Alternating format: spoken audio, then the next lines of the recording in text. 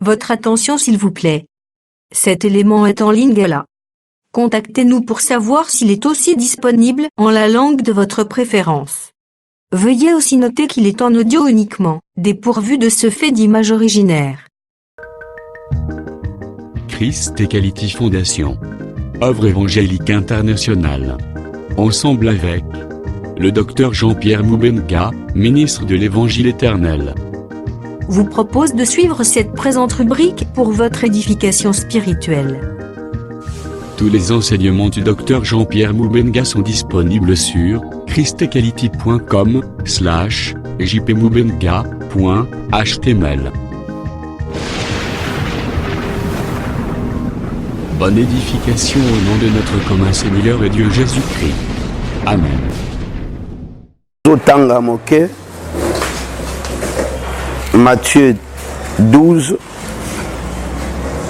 Tangi verset 44 et 45. Alors il dit, Matthieu 12, 44, 45. Je retournerai dans ma maison d'où je suis sorti. Et quand il arrive, il la trouve vide, balayée et ornée.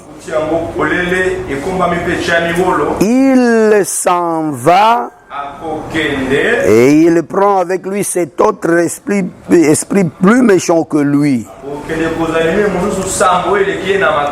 Ils entrent dans la maison, s'y établissent et la dernière condition de cet homme est pire que la première.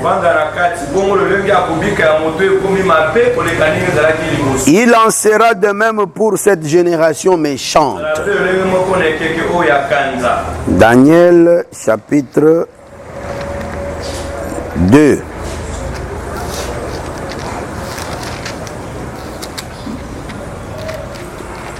Daniel 2.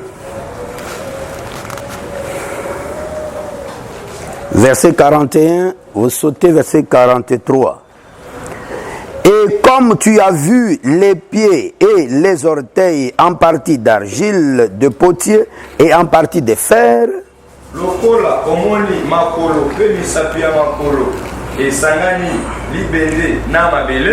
ce royaume sera divisé.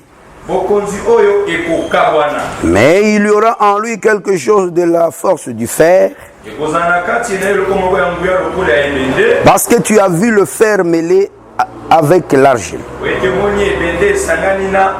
43. Tu as vu le fer mêlé avec l'argile parce qu'ils se mêleront avec, et plutôt, ils se mêleront par des alliances humaines.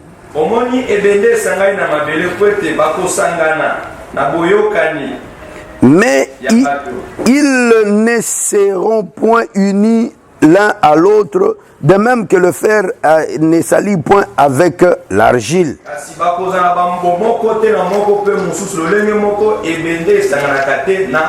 Okofanda na kombo na Yesu. Luc 23, 12.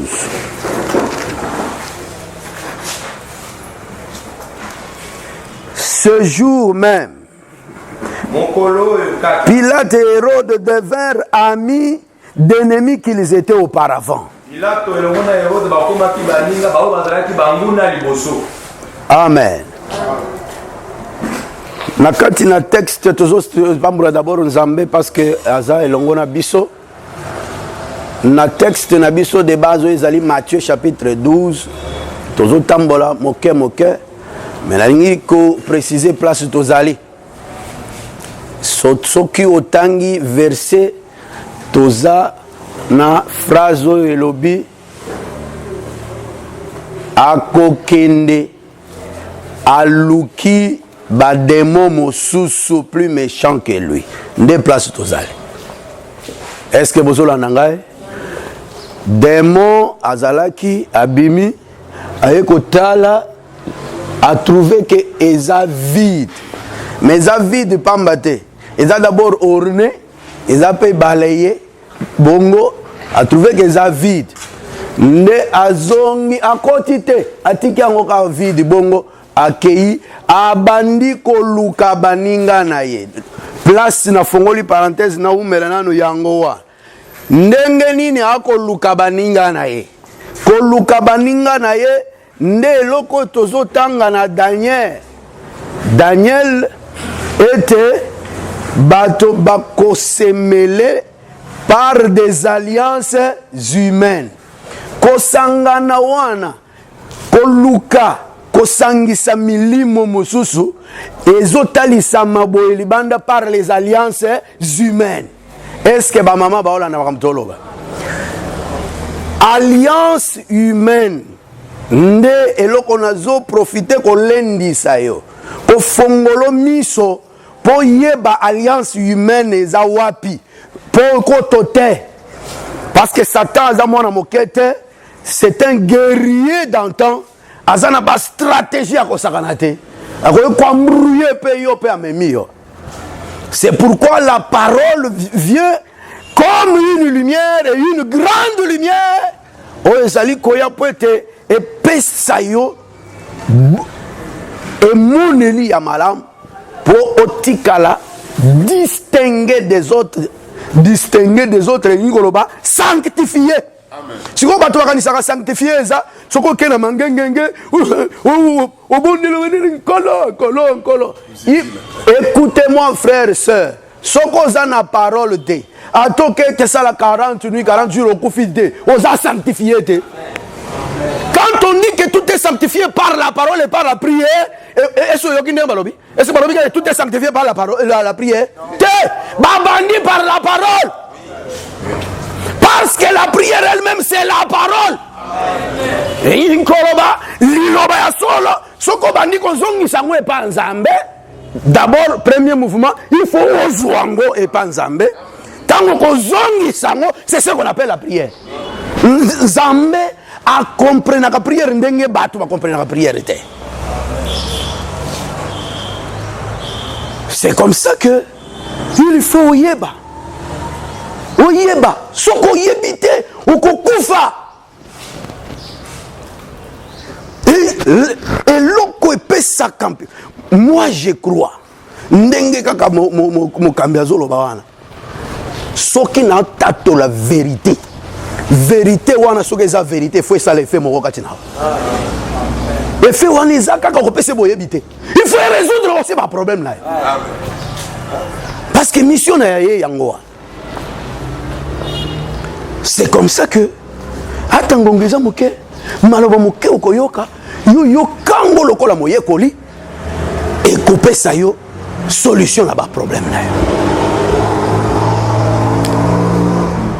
Donc image il faut zanango eza que tozo lobela ndenge nini demo oya bimaki na kati ya Israël tango aye kozonga to situa kyango boy kozonga ne po atala azala certifié que ndako natika ke za vide na ke zuka ba master po to zonga wa ko constater que za vide na baki na yo ke ezali tango Israël a boyi Jésus parce que c'est tango Israël a boyi Jésus nde Jésus a confirmé que ndako na yo ndako wana ndako ya Israël akotika la vide.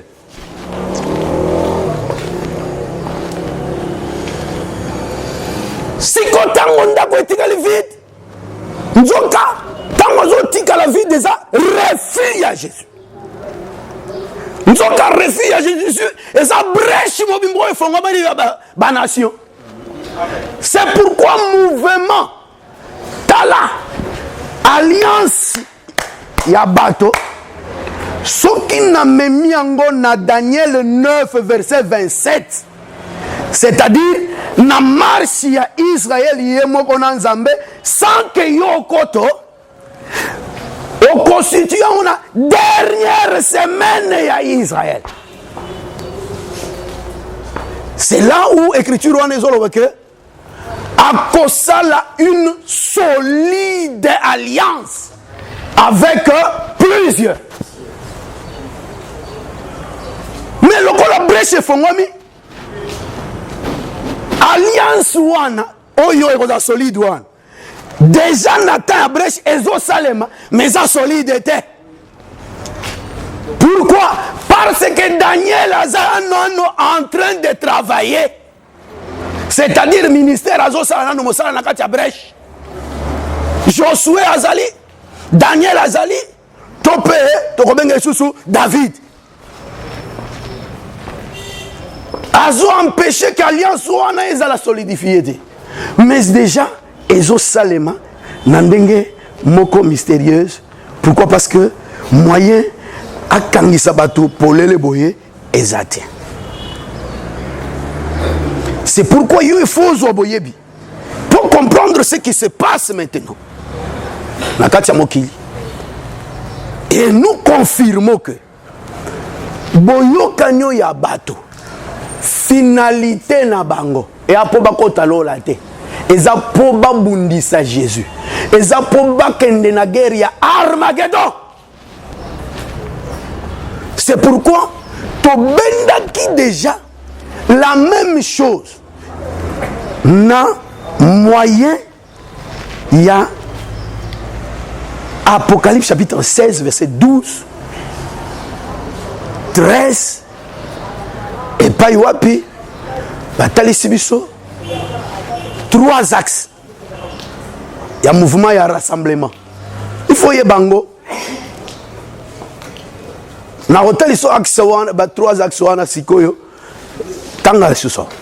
To tanga bango tozo kamata Apocalypse 16 13 tozong sa on acte des apôtres. Pour mon nongo na katia brèche. Ricardo. Amen. Kamata na to rappeler.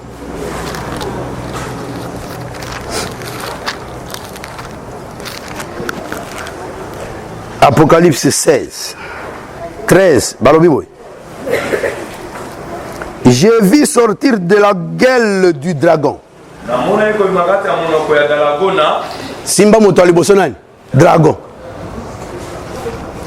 De la gueule de la bête. Moutavi vale nani? Nyama. Et de la bouche du faux prophète. Moutami sato nani? Faux prophète. 3 esprits impurs semblables à des grenouilles. Objectif nango otangi verset 14. Siko to tanga nan acte chapitre 24. Acte 24.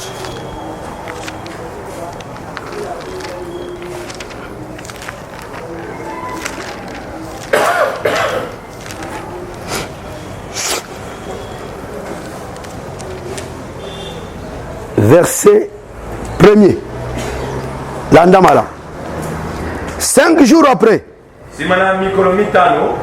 arriva le souverain sacrificateur Ananias avec des anciens et un orateur nommé Tertulle. Ils portèrent plainte au gouverneur contre Paul. Tala alliance. Bato yo bayaki okomona bango ebele mabaza misatu bakaka. Baye Ananias na bancien. Ananias na bancien baza moto moko. Bazaki kam moko. Siko ba associé un orateur appelé Tertulle. Donc Ananias na bancien bangonde ba religieux bayaki siko ba associé molobi moko ya makasi babengi ye Tertulle. Abi Tertulle yo yaka ko za la porte-parole. Tertulle azaki ancien te. Tertulle azalaki souverain sacrificateur te. Baye ensemble. Bake koyoka nanani. Bake pas gouverneur. Pour battre melanani. Paul. Est-ce que on a mambtolo ba? Bazali ba religieux wana. Omoni ba religieux wana. Bazane nakati naloba même ceux qui tokopé ça une explication mingité. Mais pour surtout pour les mamans que pas comprendre. Ba religieux Ananias nas ancien bazalaki batoyo bazalaki ko kambande libota Israël. Donc bato makambo ensemble kaka ndingo lobi wana bato makambo ensemble donc bato penza bakolo makambo ensemble ya tempelo ya Israël sikoyo Tertulle batalisi te kazala kiso ni azali kaka molobi moto maloba molobi makasi eza neti tango basala ka je ouvre la parenthèse pour ba maman ba comprendre soki okena libala mabala monsieur ezalaka oke libala moto yo akolobela yo boke penza koluwe ye ko ata moto famille na bino te donc tellement kazalobaka bozwi ye kaka yaka tokende molobeli omona penza ye alobi penza apanzi mpe bobeti maboko bongo bakei bazalaki sûr que gouverneur arobo ya bango te parce que batu wana batu ya ba ça s'appelle seulement catholique parce que tant on a ba catholique on a monaka ba paroisse te na mono et batu nyonso ya biyamba ya les églises traditionnelles bon Tertulle molobeli lelo il faut comprendre le golo moni bato ba groupe de prière moni bato nyonso bato oh église de réveil bazana bango bato catholique te boyi mais tellement que balobaka ce sont des parleurs et au kamati bango nyonso basangani baki kotelemela Paul mais badiembeli l'état. Il faut faire attention avec l'État. Basangani sokozui par religieux bango na bengaki bango bazani ti église catholique balokola église catholique soko kamati molobeli wana c'est un homme seulement comme ça qui sait parler. Moto yo bakoki ko utiliser pour parler. Et ce qu'on kamati l'État aussi existe. L'État or source ya l'État ezani. L'État ezande bokonzi ya mokili oyo. Bokonzi ya mokili oyo, les royaumes de la terre. Ba royaume de la terre ezalaka na maboko ya Satan. Moteyo atei bongo eza Jean. Abi bobanga te. Monde entier eza na emprise ya malin. Maloba zolo bana même Satan ndimaki yango. Satan ta témoignaki yango alobi Yesu tala ba royaume nyonso epesa melanga. Muto aloba bongo Satan. Et Satan c'est qui? Le dragon. L'interprétation du dragon c'est Satan. Apocalypse chapitre 12 que nous avons. C'est lui le serpent ancien et le dragon. Ce qui est moni balobeli bête awa. Bête oyo bazoloba azali lokola la bête qui monte de la mer. Bête oyo bazoloba. Et la bête qui monte de la mer. Donc la bête qui monte de la mer, c'est quoi? C'est une organisation Oyo Ezali. Ici, c'est Rome. Mais quel Rome? Pas Rome religieux, mais Rome politique qui pense. C'est aussi une organisation. Azabeth.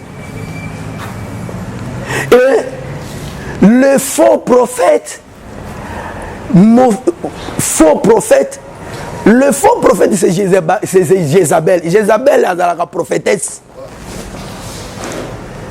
Le faux prophète c'est toujours la bête, mais la bête camouflée.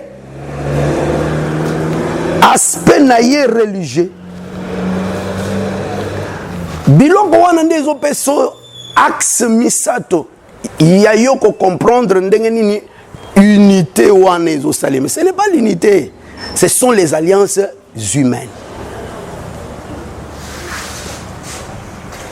Rome tango zoloba Rome oyo ezali politique, c'est ce qu'on appelle aussi l'État ou le gouvernement. Et okoya ko comprendre que il faut faire attention avec makambo ya lelo tozolobela mikanda ya l'État. Écoutez frère, makambo ya nzambe ba résolva kango na mikanda l'État te. Soki kaka bobandi makambo ya nzambe bobandi l'État katela biso bosi bopengwi makambo ya nzambe. Amen. Na kati une église bassage bazali. Amen. Bassage bazali. Et la Bible est une intelligence collée à l'État. Amen. C'est l'esprit supérieur, l'université, amen, la haute science. Mais même tant que bakomi baye ko funda Paul, mais tant que gouverneur ayo ki Paul, mais azala ki perplexe parce que l'obélit à Paul, c'était la haute sagesse.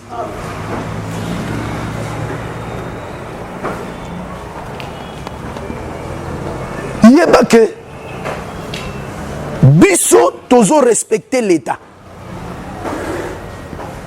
mais biso toza na makambo ya politique.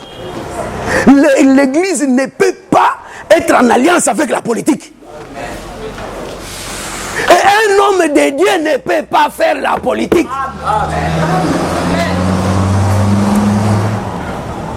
Autrement, c'est une alliance Yamabé. Les alliances Yamabé. Mais cependant, l'État, l'État a yébé l'église, l'État a yébé l'église. L'État a yébé l'église, lokola association moko boyabato. Église kakande amiyebaka bien que biso église tozande royaume des cieux sur la terre. Biso église tozande Jésus sur la terre.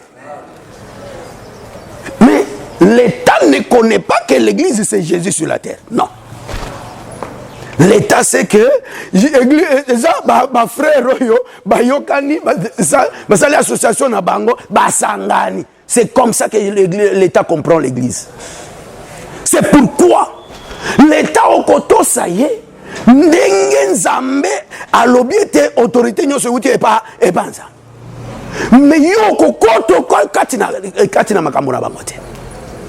Tu dois être séparé. Axe mususu ezali axe religieux. Lelo batoba et puis bino bana na nzambe nazo kamwaka. Omona musanto asazali ata 10 ans. Ma yo kapenza moto azolo beloko moko boye na télévision. Hein? Abandi kondimango. Ba yuda bazalaka bongo te. Mo yuda ka mutu moko za mutu makasi. Mo yuda tambola na biloko mibale. Akoyoka yo. Tango zoyoka yo. Azo mesurer yo na motei na ye. Motei ya mo yuda eza Moïse. Donc soka zoyoka yo azo tala. Donc tango azo landa wana, a vérifier Moïse. Lité ya motei na ye. A vérifier Moïse. Balandina Josué. Josué ko batambola na ye. Ba comment était Josué azaki na Moïse. Tango Josué linga kamba bango alobi. Papa tokoboya te. Bi so poto sa yo. Il faut tout monde Moïse kati na yo. Josué chapitre 1er.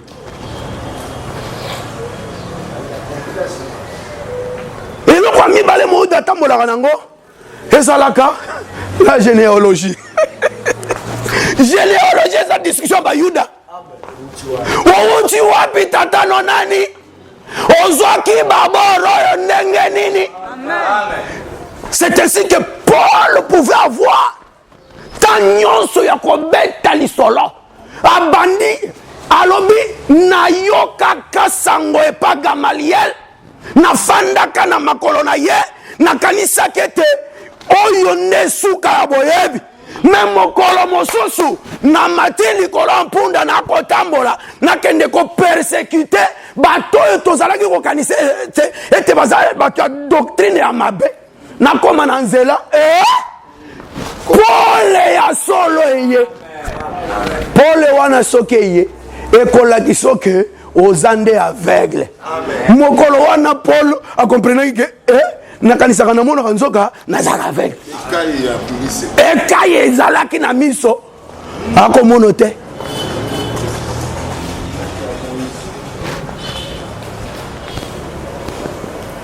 de qui es-tu fils yoke faut oboye bio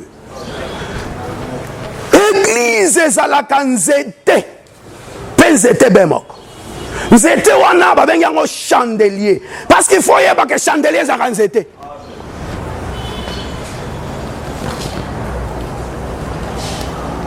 boyebaka te que chandelier eza nzete boyebi hein? Ok, c'est bon. Maman oyebi chandelier ezalaka nzete te po ezalaka na bapomme ezalaka na bafleur bafleur na bapomme bambuma te c'est qui eza nzete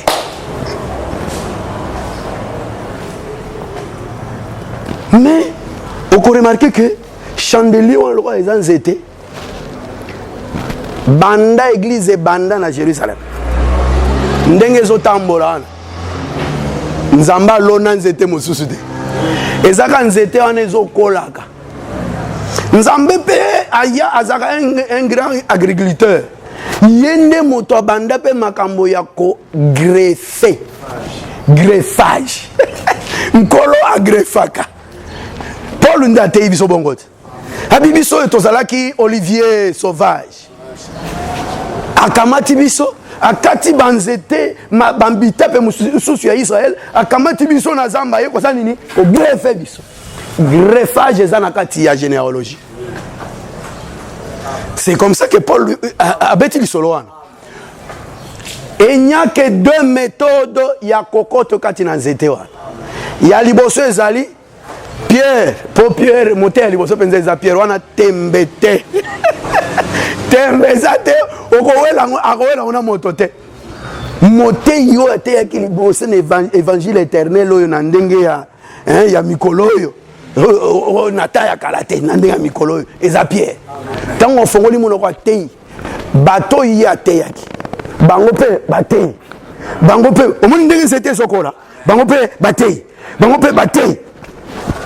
mais le Seigneur nous a soufflé aussi que pendant que tokende bongo moto mosusu pe kokutana na moto mosusu pe neni ni halo balokola biso ok neni ni halo balokola biso ata bokutani na moto bongo moto ni fa ya ko segrefe amen ako segrefe ndeni okotone pa Paul ozaki mbaba boro na nzela balabala ezalaki tango ninyo bo tango nzeto nezokola ils ont fait respecter bateau le droit d'aînesse d'une génération à l'autre.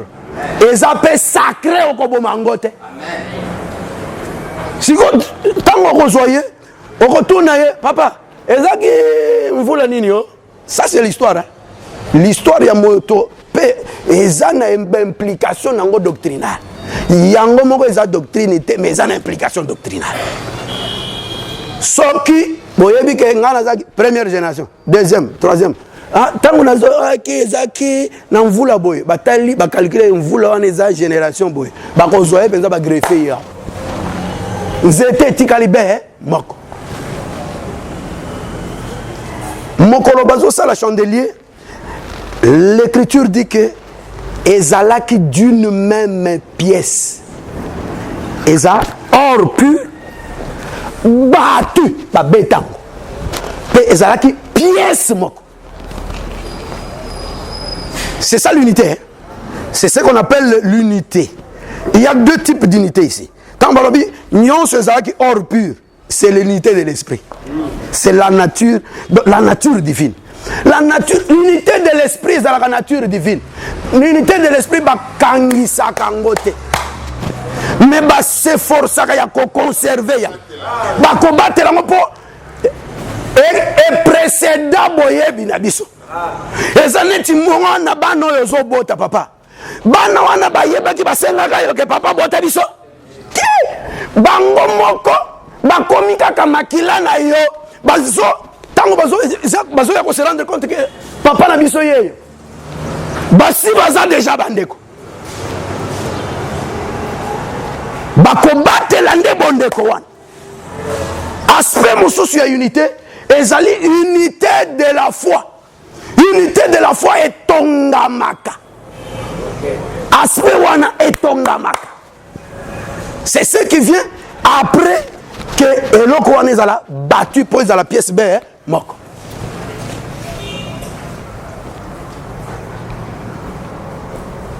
Sœur a vision. Vision. Tout comme la souka. Alors, pour nous il faut faire attention. D'abord, on attend ici que Satan lui-même, ndenge ayaka kosolana Jésus, a solo la kananzela ya makanisi. Je vais me résumer ici pour aujourd'hui. A solo la kananzela makanisi. Keba na makanisi na yo. Makanisi na yo ekoko kotiso na balance humaine. Makanisi na yo. Donc au moniga makanisi matelio. C'est pourquoi il faut yeba liloba nzambe. Liloba nzambe tango ebimaka. Elanda kabiloko mibale. Nazana Hébreu chapitre 4 verset 12. Elanda kabiloko mibale. Et loko liboso zaka makanisi. C'est-à-dire esprit ya moto. Bato ebele baye bakate makanisi elisani. Makanisi zaka esprit ya moto. Zaka domaine esprit. Et elanda kape sentiment ya moto. Sentiment moto zaka âme ya moto. La Bible n'a pas dit que elanda kape corps ya moto te. Mystère wana to mona gango. Aw. Mais elanda kape biloko wana mibale. C'est pourquoi tango omoni bazo te ya makambo yo ezo tala yo ko pimela liloba sala musala te en te faisant des faux raisonnements te c'est que babeteli lisolo a bois que langai ça c'est de la sorcellerie tika liloba asala musala na yekati na yo parce que Bible et yaka ko condamner ça vient juger. Ça ne vient pas bercer l'esprit. Liloba ayaka ko bercer l'esprit te. Ayaka ko bercer âme te. Ayaka ko juger âme. Ayaka ko juger esprit. Pour nani? Parce que Nzambe ayebi ke obotamana makanisi ya mabe. Obotamana ba sentiment mabe. Tango liloba yaka alongola kande makanisi no ya mabe. Yemo ko afandi lokola makanisi ya Nzambe. Alors, on a rendu un sentiment de ma bé, il y a mon quoi fandi le sentiment à Jésus. C'est ça un homme converti.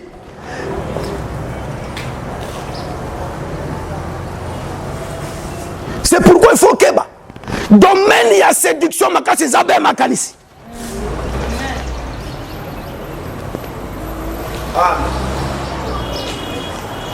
Domaine il y a alliance.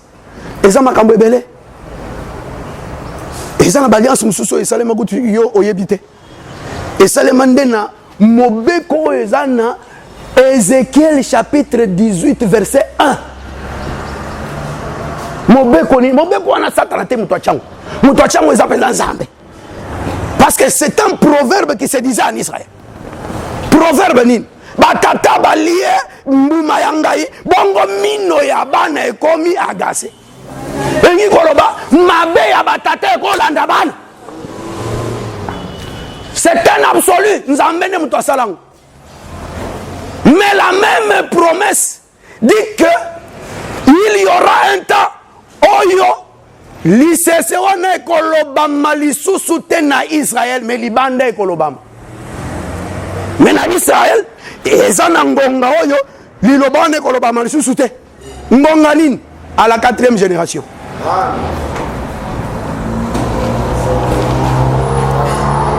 Na suka ya butu, c'est-à-dire à la 4e veille de la nuit, la 4e génération.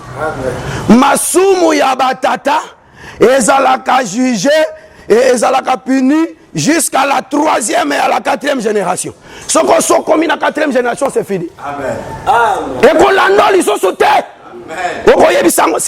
C'est ça, c'est que nous, la revendication, tout ça, la yangoa.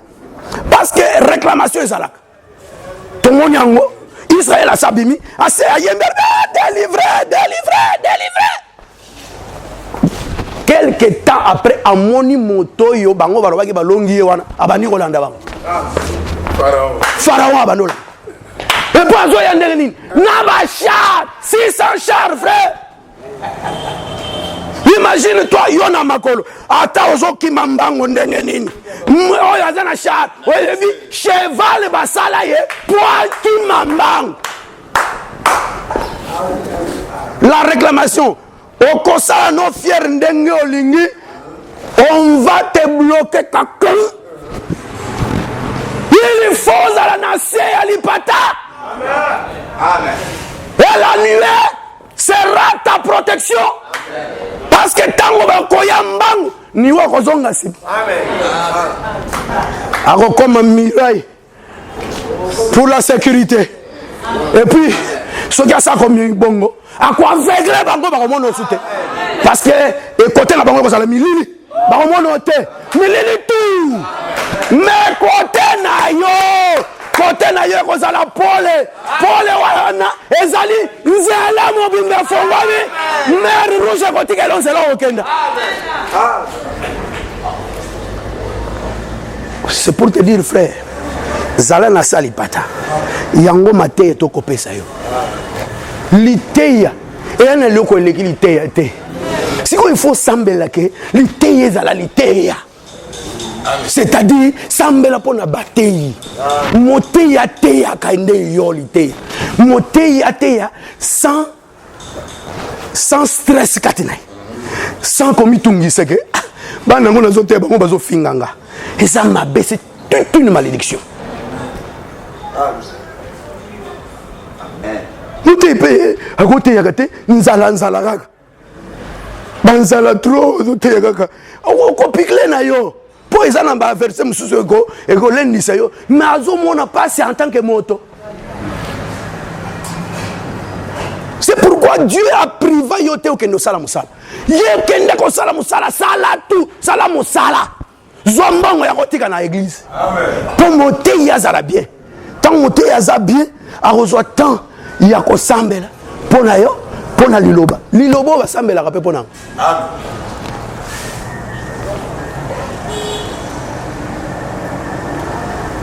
Je suis obligé de m'arrêter là-bas. Mais Nathalie Sikakake, on peut t'amener dans l'association à ma baie, dans l'alliance humaine, dans l'égalité. Bako kangisa yo na bonko kona bino kaka na makanisi na yo bazu yo ba comme chef de famille yo za mo santo za chef de famille amokili o régner ndeni na chef de famille. Parce que qui chef de famille est un prolongement de la coutume.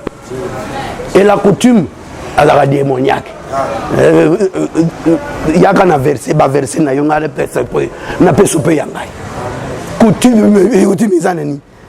c'est le prolongement du royaume de la terre. Il y a beaucoup de Satan. Donc, comment que au combine à l'alliance, mon coboye, mi bala butu bakanga nzoka basi babala yokala siko na ba fier no wana osaka ba fier ozostele mela liloba sans koyeba nous avons confirmé mariage na butu. Ce qui peut pas que yo balaka na butu na moi yo balate o bala pété. O bala pété. Nous sommes obligés de nous arrêter là-bas. Donc continuer kaka nano brèche wana alliances humaines. Et je vais préciser très bien les trois axes d'une manière générale. Et Nzambe akosungayo akolakisayo avant que tu continues na renforcement et alliance oyo et tout ça les déjà là. Nzambe apambolayo. Kanga misonayo. Merci d'avoir suivi ce message et que Jésus-Christ vous bénisse. Si vous avez une question à l'intention de l'homme de Dieu, si vous voulez que l'homme de Dieu prie pour vous, si vous voulez vous confier à l'homme de Dieu, ou si vous voulez tout simplement bénir l'homme de Dieu, contactez-le directement si ses coordonnées sont disponibles depuis sa page.